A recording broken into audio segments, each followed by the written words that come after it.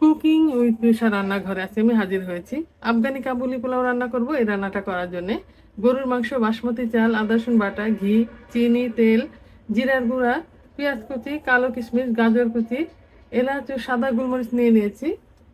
তাহলে রান্নাটা আমি শুরু করে দিচ্ছি। রান্নার শুরুতেই আমি এখানে 2 টেবিল চামচের মতো ঘি আছে দিয়ে দিলাম।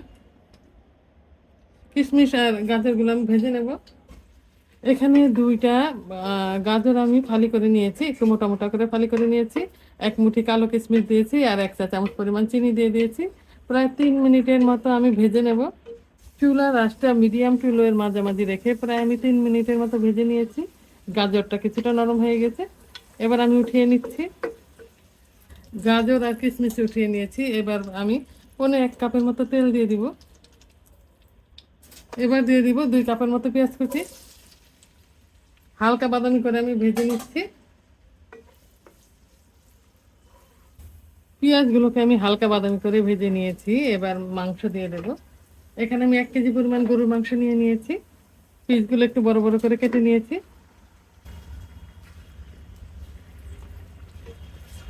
এর সাথে একটু হাড়ও নিয়ে নিয়েছি।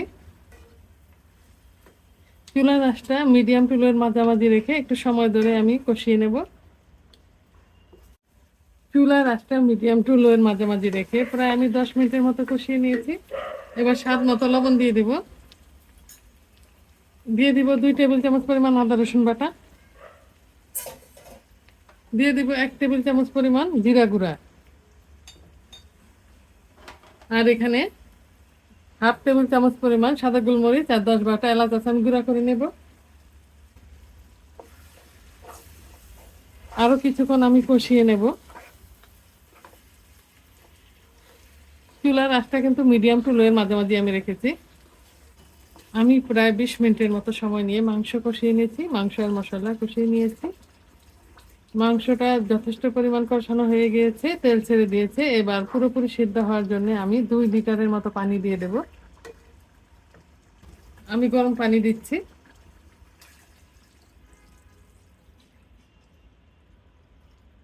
এবার অনেক সময় নিয়ে আর ঢাকনা দিয়ে তারপর আমি রান্না করে নেব। চুলার আঁচটা আমি মিডিয়াম টু লো এর মাঝামাঝি রাখবো।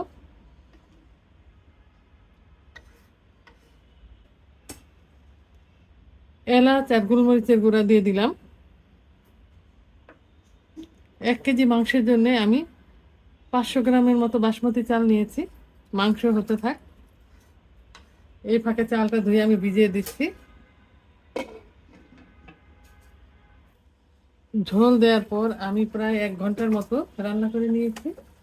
ঝোলটা অনেকটাই কমে গিয়েছে আর মাংস একদম সেদ্ধ হয়ে গেছে, মানে পুরোপুরি সেদ্ধ হয়ে গেছে।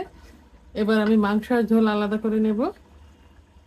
আর 2 কাপ বাসমতি চাল আমি ভালো করে ধুয়ে 1 ঘন্টার মতো ভিজিয়ে রেখেছিলাম। এবার পানি ঝরিয়ে নেব।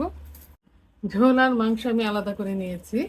ঝোল পেয়েছি 3 কাপ আর পানির সাথে দিয়েছি 1 কাপ, মোট 4 কাপ হলো। আমি 4 কাপ ঝোল আর পানি দেব।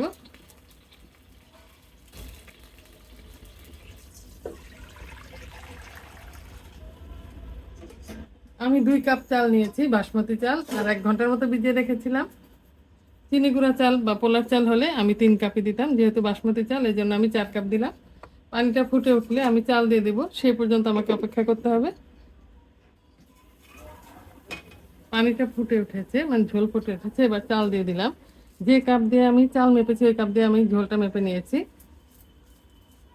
এবার চালের পানিটা গায়ে গায়ে লেগে আসলে আমি মাংস দিয়ে দেব, সেই পর্যন্ত আমাকে অপেক্ষা করতে হবে। চাল দেওয়ার পর কিছুটা লবণ দিয়ে দেবো, লবণটা চেক করে স্বাদ মতো।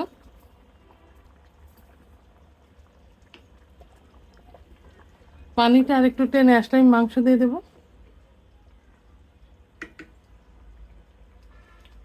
চালের পানি প্রায় গায়ে গায়ে চলে আসছে।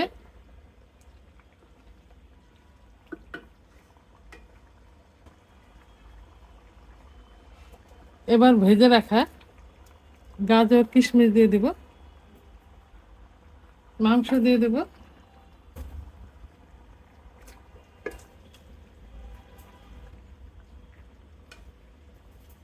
এবার চুলার আঁচটা কমিয়ে দেব, মানে নিবু নিবু করে দেব। আর প্রায় 25 মিনিটের মতো আমি দমে দিয়ে দেব।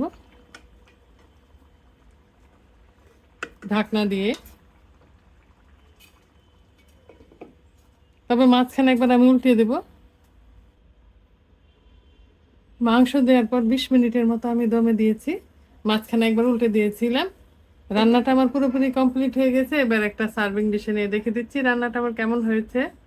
রান্না হয়ে গেছে আফগানি কাবুলি পোলাও। এই রান্নাটা ইচ্ছা করলে আপনারা চিনি গুঁড়া, পোলার চাল ব্যবহার করে রান্না করতে পারেন।